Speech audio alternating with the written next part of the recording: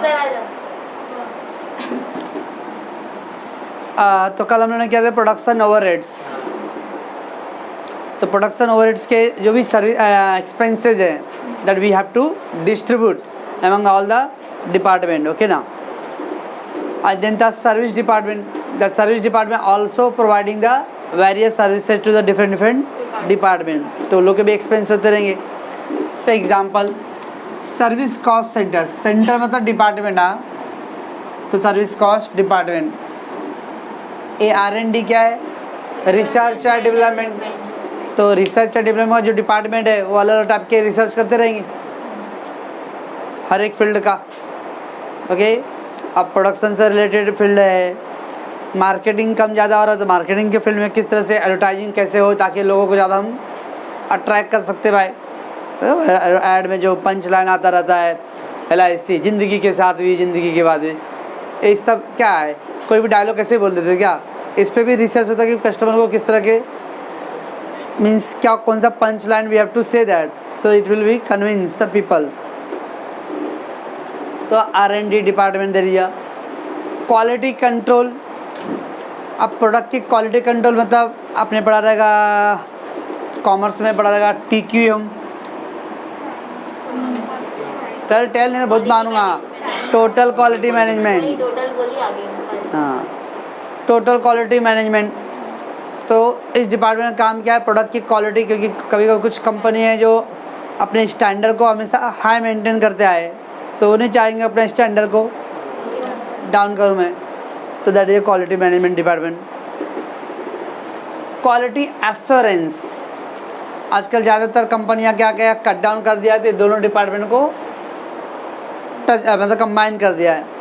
Assure करना मतलब yes ऐसे मेक श्योर दैट कि आपका क्वालिटी विल भी 100% रहेगा, ओके ना। देयर इज नो डिफेक्टिव के प्रोडक्ट।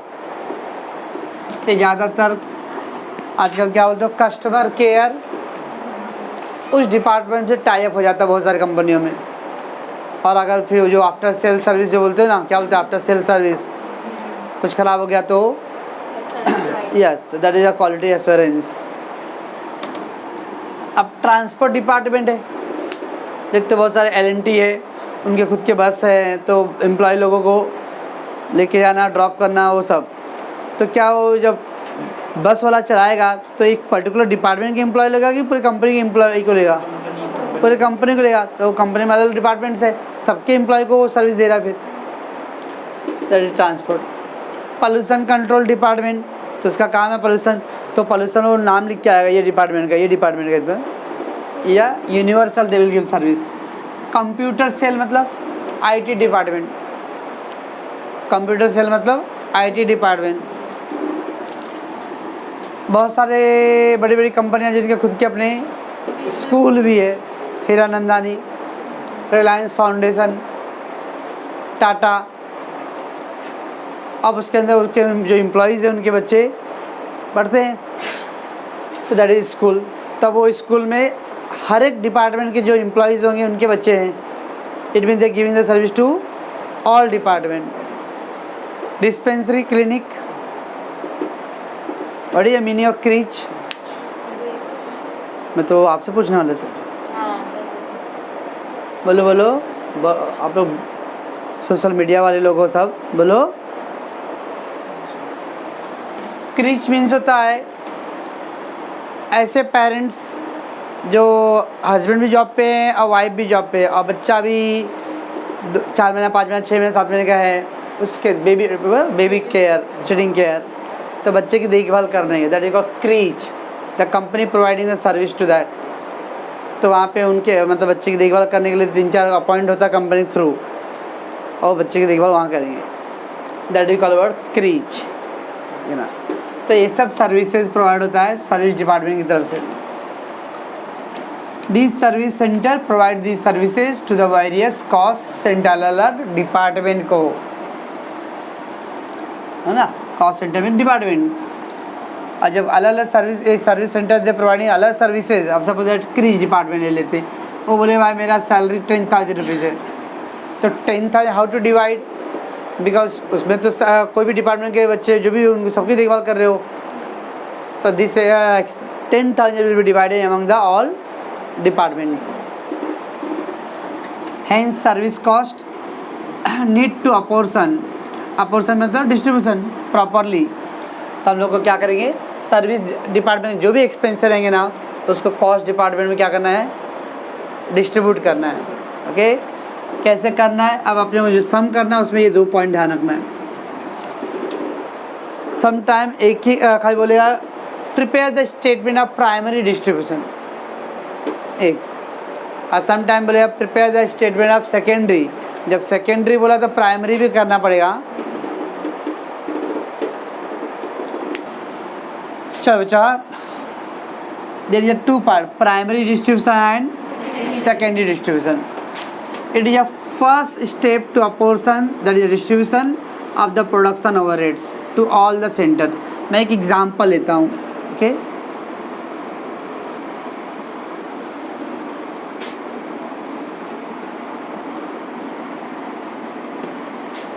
से इस कंपनी में PQR ये 3 डिपार्टमेंट है, प्रोडक्शन डिपार्टमेंट। जैसे एग्जांपल समझो, प्रोडक्शन डिपार्टमेंट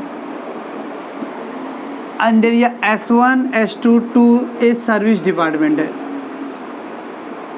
ओके बच्चों, देयर ये 3 production department and the 2 service department we got. तो ये लोग को भी केबिन रहेगा, ये लोग को ऐसा खुले आसमान में ये भी रहेंगे वो। अब सपोज दैट रेंट रहेगा, तो रेंट का जो भी खर्चा भाड़ा रहेगा वो सबको डिस्ट्रीब्यूट होगा। अब डिपेंड करता है कि रेंट का कितना एरिया यूज़ हो रहा होगा ना। अब मान लो कोई 20 बाई 20 का स्पेस यूज़ कर रहा होगा, कोई 10 बाई 10 का स्पेस यूज़ कर रहा होगा। It depend on the floor space, area कितना यूज़ हो रहा होगा। ओके ना, तो रेंट रुपीज़ सपोज 10,000 दिया हुआ है। ओके, अब ये 10,000 we have to divide between all 5 department, production as well as service. So मैं एक रेशियो ले लेता हूँ, 10,000 है, you have to divide between the 5:3:2:1:, चल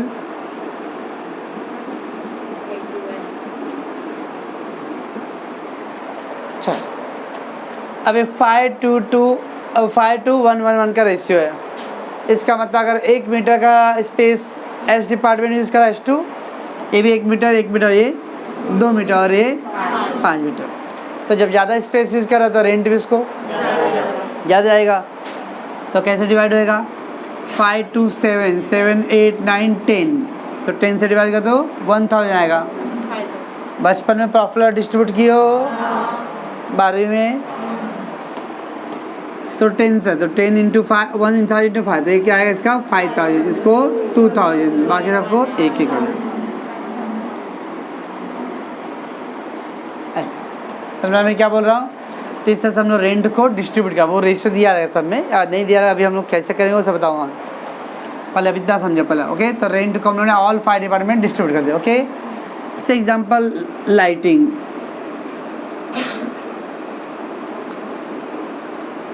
लाइटिंग दिया हुआ है 8,000 रुपये। ओके, 8,000 गिवन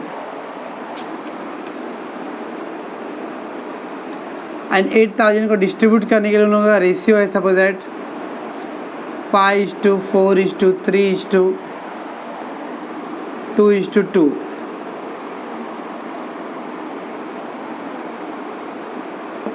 चलो करो डिस्ट्रीब्यूट कैसे होएगा, 5 4 9 5 4 9 12 16 आएगा। 16 5 80 500, 500 इंटू 5 2,500, 5 इंटू 4 2,000, 1,500 एंड 1,000। ओके बच्चों, बस इसका टोटल कर लो। चलो इतना एग्जांपल बहुत हो गया। Let total that 7,500 4,000 2,500 2,000 and 2,000। Okay बच्चों, जब ये कर रहा हूँ ना, यही हो गया आपका primary distribution. When you distribute all expenses to all department including service department also, it is called a primary statement of primary distribution. It is a first step to apportion the distribution production overhead to all cost center. All cost center मतलब आप यहाँ पे अपने समझने के लिए लिख के रख लो, production department as well as service department. हाँ, ऑल कॉस्ट सेंटर मतलब सबको, production department as well as service department.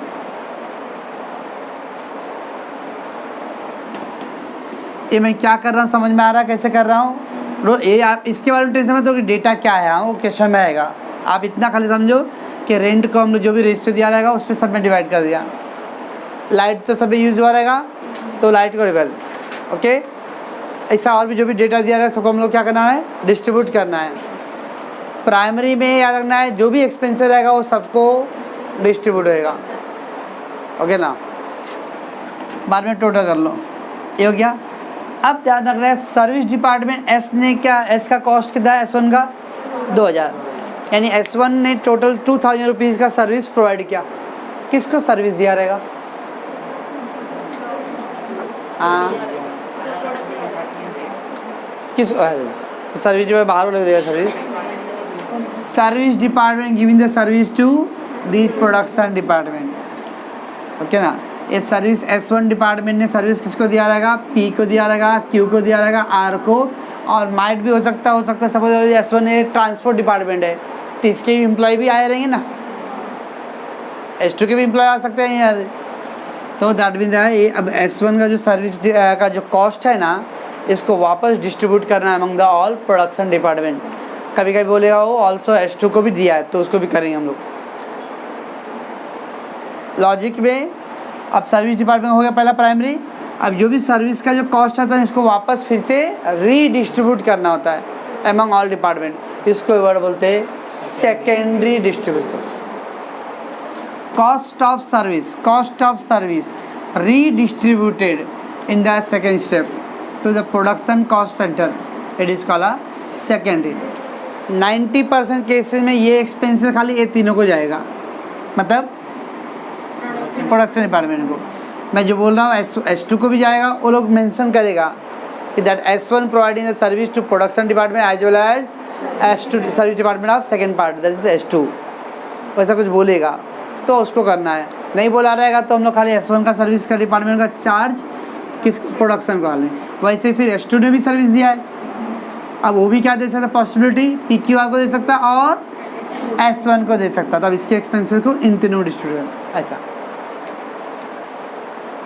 First starting के जो एक्सपेंसेस है वो all five I will say, तो 5 डिपार्टमेंट 6 जितने हैं all production as well as service सबको डिस्ट्रीब्यूट करो आप।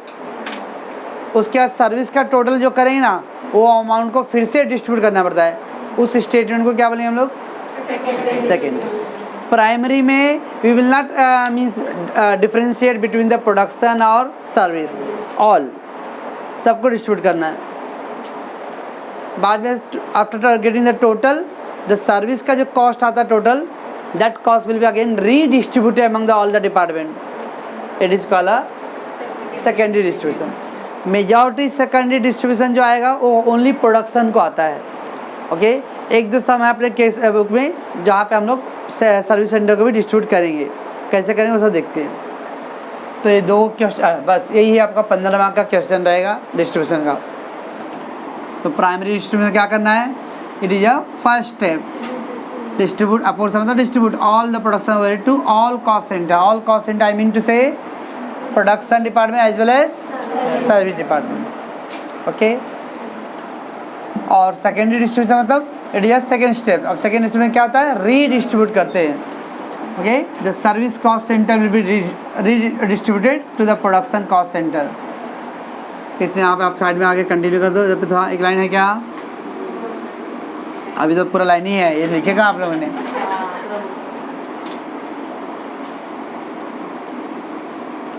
Total cost of service centre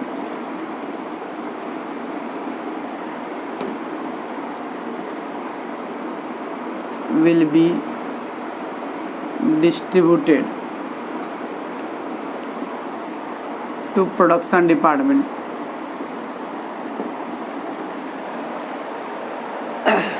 pause कर दो। ना हम लोग को अभी डिस्ट्रीब्यूशन इतना मालूम है, प्राइमरी में all expenses distributed to all department, secondary में ओनली सर्विस का टोटल को we will redistribute among the production department. अब क्वेश्चन आता है how to distribute, what is the basis behind. अब जैसे मैंने ये रेशियो तो आपको बताया, मैंने ऐसे रफली लिया एग्जाम्पल के लिए। अब वो रेशियो कैसे मालूम पड़ेगा अपने को, एग्जाम में वो नहीं दिया रहेगा ऐसा, वो अपने को समझना है, ओके ना। कुछ याद करो, एस वाई बीकॉम में पीपीआई चैप्टर था, profit prior to income, pre column and post column.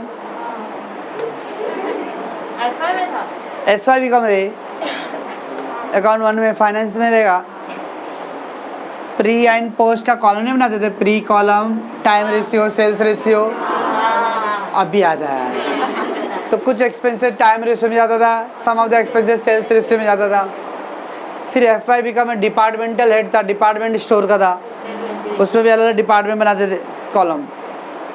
तो अब मीन्स थियरेटिकल हमने पढ़े थे कि हाँ ये सब एक्सपेंसेस टाइम में जाएगा, ये सब एक्सपेंसेस सेल्स में जाएगा।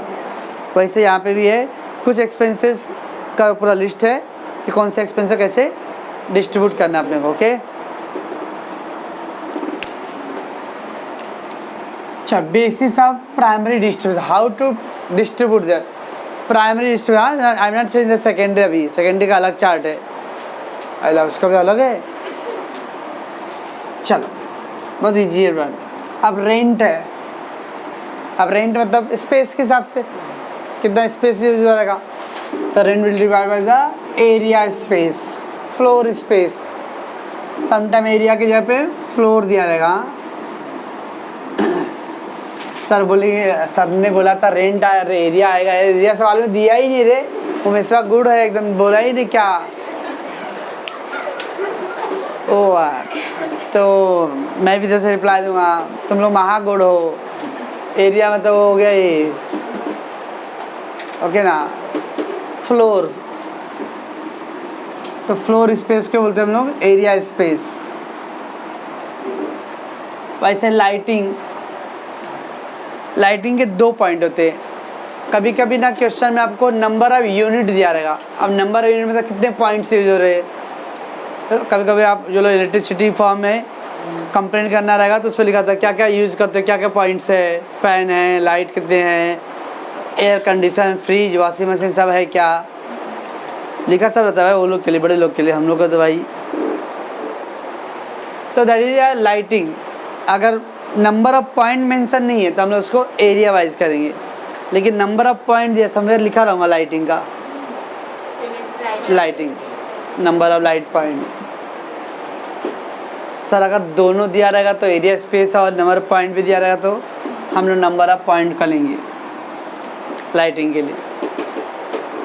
लाइटिंग के लिए अगर पॉइंट नहीं मेंशन किया है तो हम लोग एरिया से यूज़ करेंगे, लेकिन एरिया भी दिया हुआ है और नंबर ऑफ पॉइंट भी क्वेश्चन में है तो फिर नंबर ऑफ पॉइंट लेके लाइटिंग करेंगे।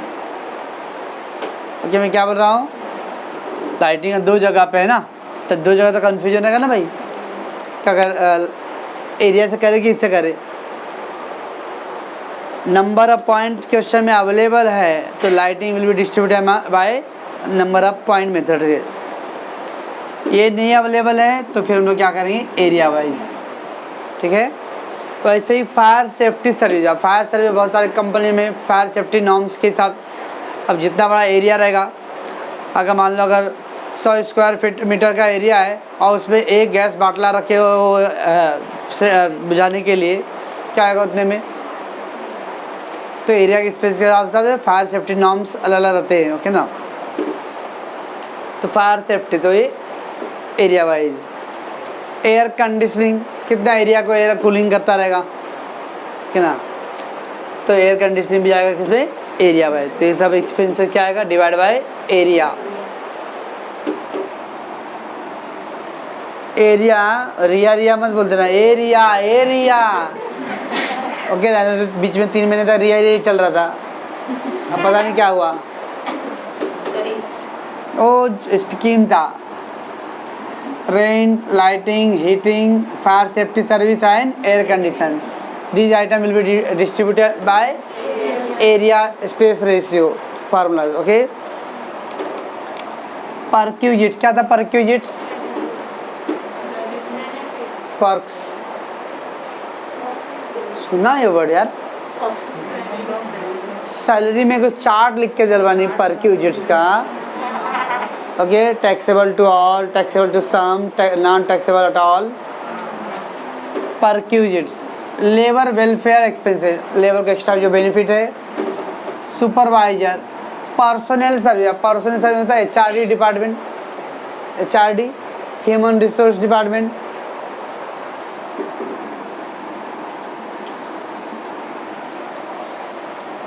तब वो डिपार्टमेंट कितने लेबर काम कर रहे होंगे? That is number of worker और नंबर ऑफ एम्प्लॉइज।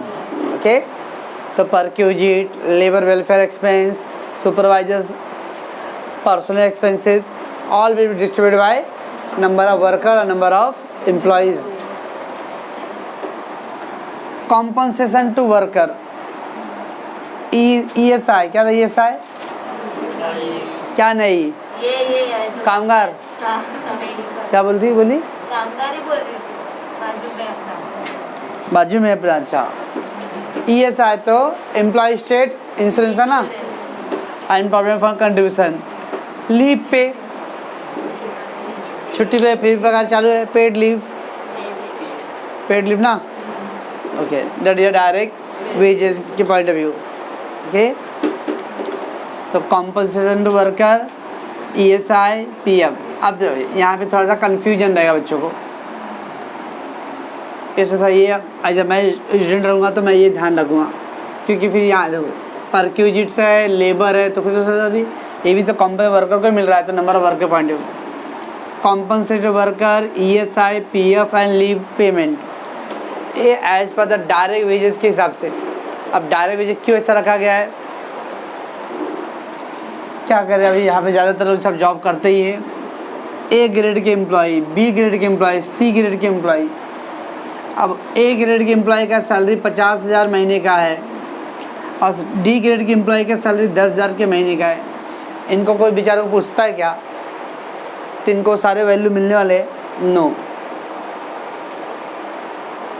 तो इसलिए याद है ESI, PF है डायरेक्ट वेजेस के हिसाब से। अब मान लो अगर PF पे 10% कटेगा, किसका है 10%? नंबर ऑफ वर्कर के हिसाब से? नो, उनके वेजेस के हिसाब से। अब इसका सैलरी 50,000 है तो उसका 10% उसका 5,000 PF पे जाएगा। इसका 10,000 तो इसका खाली 1,000 जाएगा। 10,000 डायरेक्ट वेजेस में ही आएगा वो। तो कॉम्पनसेशन वर्कर, ESI, PF और लीव पेमेंट, ये सब किसके बेस पे होता है? Direct wages. Labour welfare, perquisite, supervisor, foreman, foreman सुने ना, इंचार्ज। ओके, ये सब किसमें डिस्ट्रीब्यूट होता है? Number of worker. अब क्यों नंबर ऑफ वर्कर? अब सुपरवाइजर है, अब वो सुपरवाइजर के अंडर में कितने वर्कर को सुपरवाइज करता रहेगा, कंट्रोल करता रहेगा, दैट नंबर ऑफ वर्कर के point of view. Then depreciation on plant है, तो प्लांट का डेप्रिसिएशन, उसका रिपेयर, उसका मेंटेनेंस। अब प्लांट और भी वैल्यू ऑफ प्लांट, और कभी कभी होता है नंबर ऑफ प्लांट। अब नंबर ऑफ प्लांट मतलब किस डिपार्टमेंट में कितने मशीन यूज़ हो रही है। अब जैसे सिलाई मशीन सेंटर होगा, क्या बोलते हैं गारमेंट सेंटर। अब गारमेंट सेंटर में अब अलग डिपार्टमेंट में कितने मशीन्स यूज़ हो रहे हैं, उसके हिसाब से उसका एक्सपेंसेस डिस्ट्रीब्यूट होगा। देखिए आपके लेवल में ज़्यादातर अगर क्वेश्चन में दिया जाएगा depreciation of plant machinery, repair of plant machinery, maintenance, तो असेट्स यानी प्लांट मशीनरी की जो वैल्यू है उस रजिस्टर में क्या करेंगे, हम उसको डिस्ट्रीब्यूट करेंगे। Depreciation, repair, maintenance of machinery, it will be distributed among the value of plant. अगर डेप्रिसिएशन ऑन बिल्डिंग रहा तो टेल डेप्रिसिएशन बिल्डिंग रहा तो वैल्यू ऑफ बिल्डिंग, और स्पेस बिल्डिंग है ना, तो बिल्डिंग है तो एरिया यू कितना बड़ा बिल्डिंग है। ओके, अब 500 स्क्वायर मीटर का, तो उसमें कितने ब्रांचेज है, तो हम लोगों ने 20 ब्रांच बना कर, यानी 20 डिपार्टमेंट का केबिन। तो तक वैल्यू ऑफ बिल्डिंग दिया रहा है तो वैल्यू ऑफ बिल्डिंग से करेंगे, नहीं दिया रहा है तो बिल्डिंग मतलब एरिया वाइज जाएगा, क्या ना। देन आपने गोदाम में जो भी स्टॉक मेंटेन करते हैं तो उसका इंश्योरेंस करा के रखना, फायर की वजह से। तो इंश्योरेंस ऑफ स्टॉक का इंश्योरेंस, हाँ। तो जब स्टॉक का इंश्योरेंस है तो उसका डिस्ट्रीब्यूशन किस हिसाब से होगा, वैल्यू ऑफ स्टॉक के हिसाब से। अगर इंश्योरेंस ऑफ बिल्डिंग रहा तो अगेन सेम, इनसे बिल्डिंग आया तो बिल्डिंग का वैल्यू दिया उसके हिसाब से करो, नहीं तो स्पेसिफाई करेंगे। बिल्डिंग का अगर इंश्योरेंस है तो बिल्डिंग के वैल्यू के हिसाब से या फिर स्पेस के हिसाब से, ठीक है ना। Lighting expense number of point अगर मेंशन किया रहेगा ओके, कभी कभी दिया ना एरिया। और समटाइम्स मीटर अलग अलग डिपार्टमेंट का सबका अपना अपना मीटर रीडिंग है, उनका मीटर रीडिंग के हिसाब से जो भी आ रहेगा, ठीक है ना। तो मीटर रीडिंग से भी हो सकता है, तो जो भी अवेलेबल रहेगा। फिर भी मैंने आपको स्टार्टिंग में बोला हो लाइटिंग और एरिया दोनों रहेगा तो कौन सा प्रीफर करना है, इसके लिए नंबर ऑफ पॉइंट को प्रीफर करना है। जिसके घर में पानी भरने वाला मोटर है तो ये करता है ना, नहीं, हम लोग किधर पानी को नीचे उतारते हैं। नीचे भी चलता है सर मेरा, नीचे भी पानी अगर छेड़ेगा तो इसका ऊपर से है ना, टंकी से, वो ऐसा भी खोल दूँगा तो अपने आप आएगा। ओके ना, वो ग्रेविटी हम लोगों ने पढ़ा था, न्यूटन लॉ। कॉमर्स पढ़ी ना, इसलिए साइंस नहीं पढ़ी ना। तो बंदा। साइंस में अच्छा है। नहीं। हाँ, तो मैं बोला तो मोटर का, कभी मोटर पे देखोगे तो जो इलेक्ट्रिसिटी पावर है वो हॉर्स पावर में होता है। अश्व शक्ति पढ़े रहेंगे स्कूल लेवल में हम लोग। 746 हॉर्स पावर, 746 वाट बराबर 1 HP horse power. 1000 watt equal to 1 kilowatt. या तो यार इलेक्ट्रिक पावर एंड फ्यूल जो बोलते हैं, हॉर्स पावर अगर दिया रहा है तो हॉर्स पावर में डिस्ट्रीब्यूट करना है। वो नहीं दिया रहेगा तो मशीन कितने घंटे यूज़ हो रहेगा तो नंबर ऑफ मशीन आवर, और वो भी नहीं दिया रहा तो value of machine. Sir HP भी दिया, वैल्यू ऑफ मशीन भी दिया तो HP प्रीफर करेंगे। हाँ, यहाँ पे जो start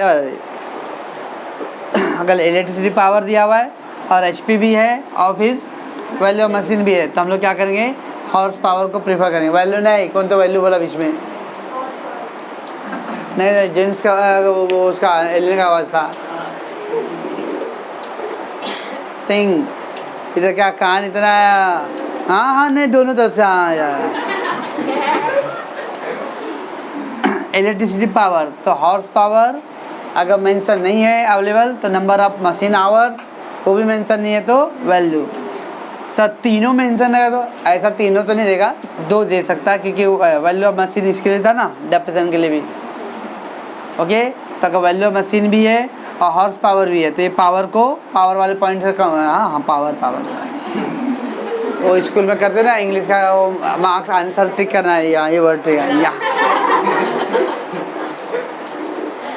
okay, then material handling कैसे कर रही है बच्ची, हैंडल के ऊपर कर। तो material handling, handling store overheads, weight of material.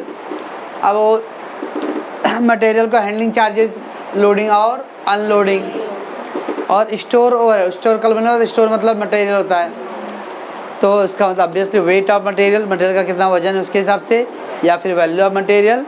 Value में, वैल्यू मतलब क्वांटिटी, वैल्यू मतलब क्वांटिटी। अब कुछ चीज़ें तो पीस में काउंट होगा, कुछ वजन नहीं करेंगे उसको, है ना। तो वैल्यू में अगर क्वांटिटी दिया तो क्वांटिटी के हिसाब से, वैल्यू दिया तो वैल्यू के हिसाब से। एंड लास्ट वन है जनरल ओवरहेड्स, उसको हम लोग किस में डिस्ट्रीब्यूट करते हैं, डायरेक्ट वेज में बच्चों। एक सेकेंड, इतना सारा चार्ट अगर रेडी रहेगा बच्चों तो आप कर सकते हो प्राइमरी। इतना सारा पहले शुरू में लग रहा था खाली डिस्ट्रीब्यूट अच्छा लग रहा था रे, इतना याद भी करना है। पहले हम लोगों ने क्या चार्ट, वो प्राइमरी डिस्ट्रीब्यूशन का था, ओके ना। आफ्टर प्राइमरी डिस्ट्रीब्यूशन होने के बाद जो सर्विस का टोटल अमाउंट होता है उसको वापस फिर से रीडिस्ट्रीब्यूट करना पड़ता है, and that is called secondary distribution, okay ना।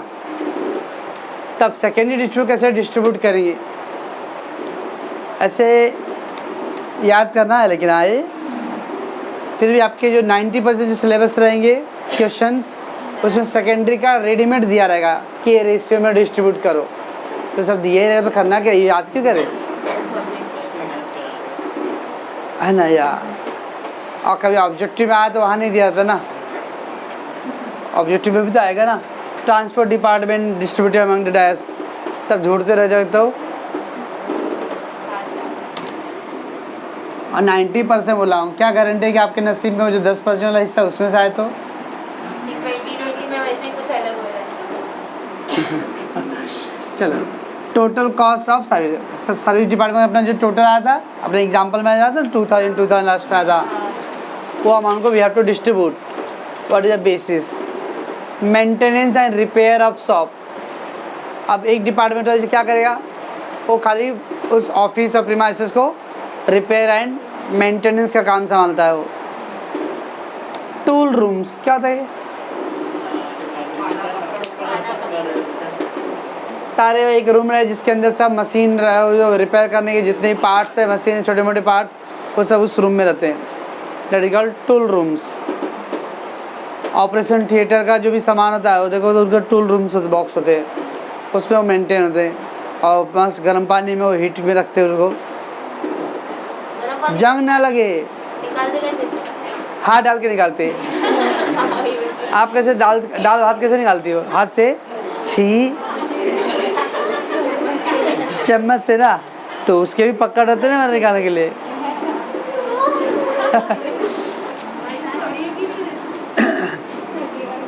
ऑप्शन में छोड़ी दो, बेस्ट ऑफ 5 में साइंस नहीं आता इसका। साइंस में 90 आया था सर। मेंटेन नहीं बोल रही जिस हिसाब से तो लग रहा है। मेंटेन रिपेयर शॉप और टूल रूम्स, क्या करें इसको हम लोग, डायरेक्ट लेबर आवर्स या डायरेक्ट वेजेस या फिर मशीन आवर, जो भी अवेलेबल रहेगा अपने को। Direct labour hours, either direct wages या फिर मशीन आवर, यहाँ कॉमा डाल दो।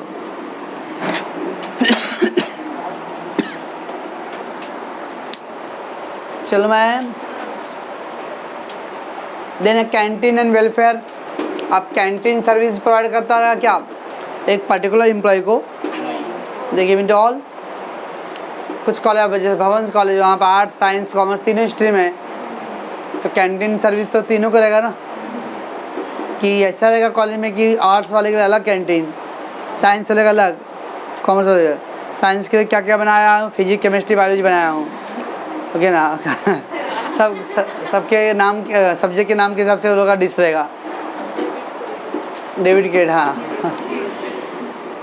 तो canteen welfare, hospital and dispensary and personnel department, ये किसके बेस पे आएगा, नंबर ऑफ वर्कर और number of employ. Computer section है, ओके ना। अब नंबर ऑफ कार्ड पंच, क्या होता है, बहुत सारे कंपनी में वो इंटर करने को तो फिंगरप्रिंट्स वाला भी है, और कहीं कहीं कार्ड पंच करो। अब मान लो बीच टाइम में भी आ रहे हो तो कार्ड पंच करो, तो उतने टाइम पे आप एंट्री और एग्जिट का टाइम उस पर उनके बाद होता है, ओके ना। एक होता है आप मॉर्निंग में आ गए फिर अब शाम को जाना है, तो ये थंब वाला। कुछ लोगों को मान लो अगर बाहर भी निकलना रहेगा तो कार्ड पंच किए, या थंब वाला भी होता है, उस पर टाइम आपका एग्जिट टाइम नोट हो जाता है, ओके ना। That is number of card punch. या कंप्यूटर आवर, कितना आवर्स यूज हो रहा है service, that is computer section. अपना उधर पहले लिखा था मैंने एग्जाम्पल में, कंप्यूटर सेल लिखा रहेगा स्टार्टिंग एग्जाम आज, तो ये computer section. Transport department, crane का यूज, ट्रक का यूज। अब सब कार नहीं लिखे, मेजॉरिटी हम लोग कॉस्टेड पढ़ रहे हैं, तो यहाँ पे गुड्स एंड डिलीवरी का ही ज़्यादा होएगा, तो crane and truck hour. Number of package box, dockyard पे देखते रहोगे बड़े बड़े जो कंटेनर होते हैं, वो कैसे उसको हुक में एडजस्ट करके लेके जाना क्रेन के थ्रू, तो नंबर ऑफ पैकेज। और ट्रक टनेज, ट्रक टन मतलब कितना टन उस पर लोड हुआ रहेगा, नंबर ऑफ टन।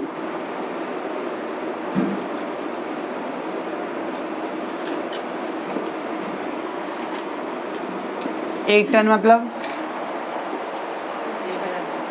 1000 किलो रहे कॉमर्स के स्टूडेंट, 1 टन मतलब क्विंटल मतलब कौन हो रहा है 100 kilo. Fire protection value of assets. Inspection and quality department, अब ये क्या है, अलग डिपार्टमेंट जो क्या करेगा, टाइम टाइम पे विजिट करता है इंस्पेक्शन के लिए एंड क्वालिटी को अश्योर करता है।